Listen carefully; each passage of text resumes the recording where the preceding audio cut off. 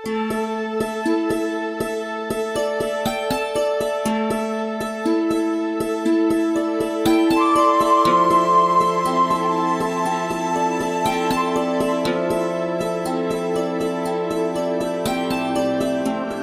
день, паважаныя сябры. Сёння з вами мы знаходзімся ў музеі гісторыі гарадніцы. У выставачнай зале музея зараз працуе выстаўка, часовая экспазіцыя пад назвай «Народны касцюм панямоння. Незабыўныя традыцыі». Народны касцюм – гэта важная з'ява ў нашай народнай культуры. Ён пачаў фарміравацца на працягу многіх стагоддзяў і асаблівыя рысы атрымаў у 14-16 стагоддзі ў час фарміравання беларускай народнасці. Ну а канчаткова сфарміраваўся народны касцюм у 19 стагоддзі. Традыцыі народаў, якія жылі побач, гэта рускія, украінцы, таксама літоўцы і палякі, таксама гэтыя традыцыі мелі адбітак на нашым народным касцюме. Але трэба дадаць, што спецыфічныя рысы наш касцюм беларускі атрымаў, і гэтыя рысы цалкам апавядалі уяўленнях нашых продкаў аб эстэтычнай прыгажосці. І вось у выставачнай зале, зараз на часовай экспазіцыі, мы знаёмімся з народнымі касцюмамі панямоння. Вядома, што на тэрыторыі панямоння бытавала некалькі комплексаў народнага адзення. Навагрудска-камянецкі, мастоўскі строй, таксама вілейскі строй.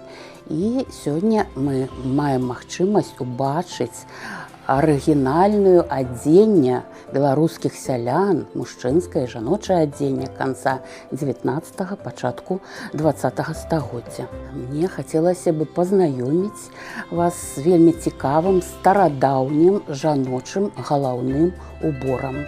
Называецца ён намітка. Зараз я вам хачу прадэманстраваць, як выглядае намітка. Знешне яна падобна на звычайны рушнік. Даўжыня звычайна наміткі ад 3 метраў да 6 метраў можа. Шырыня ад 30 сантыметраў да 70. На канцах мы бачым намітка дэкарыравана вышытым чырвонымі ніткамі арнаментам. Гэта 8-пялёсткавыя зоркі, якія яе упрыгожваюць. Назва намітка – гэта назва здаўна, але былі яшчэ і лакальныя назвы, напрыклад, намёт ці плат. Гэты галаўны ўбор замужняй жанчыны быў вядомы многім народам, не толькі беларусам, але і ў рускіх была намітка, і ў палякаў, і ў літоўцаў, і ў украінцаў. Але як выглядала намітка, калі ў першы раз павязвалі намітку, аб гэтым я таксама хачу сказаць. На манекене мы з вами бачым жанчыну ў намітцы. Галаўны ўбор вельмі прыгожы. Звычайна наміткі выраблялі з тонкага і льнянога палатна, так званага кужэльнага палатна. Ну а ўпершыню павязвалі намітку падчас вяселля. Маладую, ёй распляталі косу дзявочую. Рабіла гэта звычайна маці хросная ці свацця. І маладой жанчыне ўжо, нявесце, абавязкова рабілі прычоску. Для гэтага выкарыстоўвалі абруч. Часцей усяго яго рабілі з кудзелі, якую абвівалі палатном. І вось рабілі прычоску. Паверх прычоскі абавязкова трэба было павязаць чапец, які мацавалі на галаве, і толькі тады вось гэту доўгую намітку трэба было павязаць на голову. Звычайна намітка тройчы абварачвалася каля твара жанчыны. Вы бачыце, поўнасцю былі закрыты валасы жанчыны. Адзін канец наміткі спадае на плячо, вось другі з адваротнага боку. На Беларусі існавала звыш 40 спосабаў павязвання наміткі.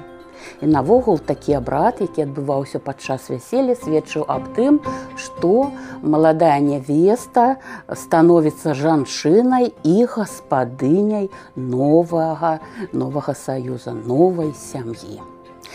Першапачаткова наміткі насілі штодзень, а пазней сталі апранаць толькі па святах, калі хадзілі ў царкву. Таксама пры здзяйсненні абрадаў у пачатку 20-го стагоддзя намітку амаль поўнасцю выцеснілі чапец і хустка. Шырока насілі менавіта такія галаўныя уборы, менавіта тут на Панямоні. І ў нашым музеі, у яго этнаграфічным зборы, этнаграфічнае адзенне абутак, так ён называецца, яно налічвае гэты збор звыш 300 адзінак, ёсць наміткі 19-го стагоддзя. Менавіта сярэдзіна, канец 19-го стагоддзя – это час, калі нашы беларускія прыгожыя жанчыны насілі такі прыгожы, цікавы убор, як намітка, аб якім я сёння вам і расказала.